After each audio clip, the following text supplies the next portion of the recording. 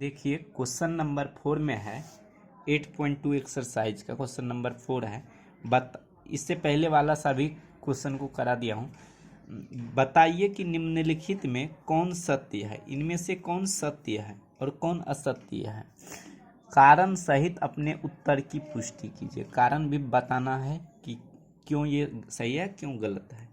तो सबसे पहले ये देखिए साइन ए प्लस बी बराबर कह रहा है कि साइन ए प्लस बी यानी कि एंगल को सम करेंगे, उसके बाद साइन का थीटा लगाएंगे तो इसका वैल्यू जो है साइन ए और प्लस साइन बी के बराबर होगा। क्या ये सत्य है और असत्य है, इसकी जांच करें। सबसे पहले LHS को लिखिए। LHS में क्या है, साइन ए प्लस बी है ना। यहाँ पे आप भरते हैं साइन ए की जगह क्या भरते हैं 60 डिग्री और बी की जगह भरते हैं 30 डिग्री। ठीक है, अब इसका जोड़िए तो साइन 60 और 30 कितना होता है, साइन 90 डिग्री। और साइन 90 डिग्री का वैल्यू कितना होता है, 1 होता है। इस तरह से यहाँ पे चेक कीजिए, साइन 90 डिग्री का वैल्यू 1 होता है। ये 1 आया, इक्वेशन 1। अब देखिए इसको अलग अलग करके देखिए, RHS को सॉल्व करते हैं। वो भी अगर 1 आ जाता है तो ये सत्य होगा, RHS बराबर नहीं आएगा तो असत्य होगा। यहाँ पे 60 डिग्री एक जगह लिया है तो यहाँ पे भी एक जगह 60 लेंगे, प्लस साइन बी की जगह 30 डिग्री। अब देखिए यहाँ पे लिखिए तो साइन 60 डिग्री का वैल्यू कितना होता है, साइन 60 डिग्री का वैल्यू होता है √3/2 और प्लस देंगे साइन 30 डिग्री का वैल्यू होता है 1/2। इनको प्लस करेंगे यानी कि LCM 2 हो जाएगा, √3 + 1 ये आया। अब देखिए ये अलग है ना, ये अलग है, ये 1 है और ये 1 से क्या है छोटा है।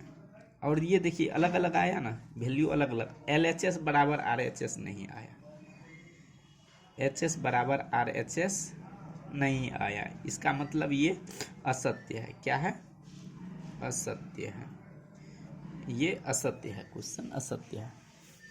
अब देखिए कह रहा है कि क्वेश्चन नंबर 2 में थीटा में वृद्धि होने के साथ साइन थीटा के मान में भी वृद्धि होती है। देखिए थीटा में वृद्धि कर रहे हैं, एंगल में वृद्धि कर रहे हैं। साइन 0 डिग्री पे 0 है, 30 डिग्री पे 0 से बड़ा है, 1/2 जो होता है 0 से बड़ा होता है। इससे बड़ा 45 डिग्री यानी कि थीटा 45 डिग्री हुआ तो ये भी बढ़ गया, 1/√2 हो गया, 1/2 से बड़ा होता है यानी कि √2 जो होता है छोटा होता है 2 से। और देखिए 60 डिग्री में इससे भी बढ़ गया है, 90 डिग्री में 1 हो गया है। ये मान 1 से छोटा होता है, √3/2 1 से छोटा होता है।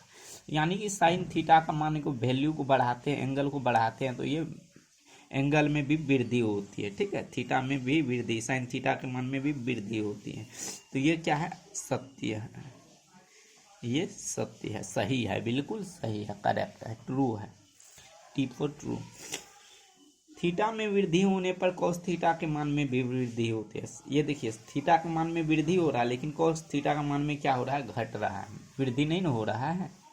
देखिए 1 से हो गया √3/2 यानी कि 1 से ये कम है और उससे कम ये है और इससे कम ये है और ये 0 है।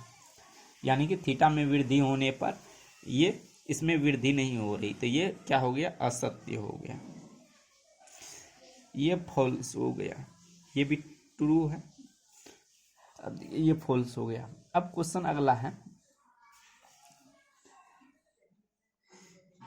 थीटा के सभी मानों पर साइन थीटा और कोस थीटा बराबर होता है। थीटा का मान पे सिर्फ 45 डिग्री, देखिए ये दोनों समान है, 45 डिग्री पे ही यानी कि दोनों का वैल्यू सेम है और अलग 30 डिग्री पे अलग है, 90 डिग्री पे वो अलग है, 0 डिग्री पे अलग है। यानी कि थीटा के सभी